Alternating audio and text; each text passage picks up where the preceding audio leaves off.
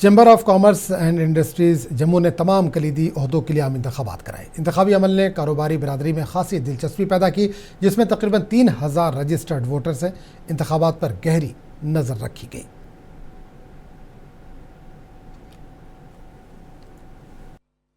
देर से बहुत कुछ कहा जा रहा था, मीडिया के थ्रू भी कहा जा रहा था और ये साबित करने की कोशिश की जा रही थी कि भाई हम लोग जो है इलेक्शन प्रोसेस को डिले करने की कोशिश कर रहे हैं और मुझे नहीं लगता है कि किसी तरह की भी उसमें सच्चाई थी। और आज वो दिन आया है, इलेक्शन जो है अब आपके सामने ही है कि यहाँ पर जिस तरह से लगातार लोग वोट डालने के लिए आ रहे हैं और एक यहाँ पर हमने रखा है इलेक्शन टीम जो है, मुझे लगता है उनमें कोई कसर नहीं छोड़ी।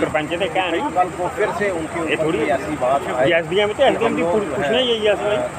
इस को लेकर के कि किसी तरह की रिगिंग हुई है या किसी तरह का कोई प्रेशर जो है वो बिल्कुल मुझे पहले की तरह ही है, क्योंकि पोलिंग एजेंट्स हमारा कोई नहीं मिला। एक ही पक्ष के पोलिंग एजेंट थे। हमने उस पर एतराज़ जताया और जो तहसील इंचार्ज हैं यहाँ पे ऑब्जर्वर, उन्होंने इमीडिएटली एक्शन लिया।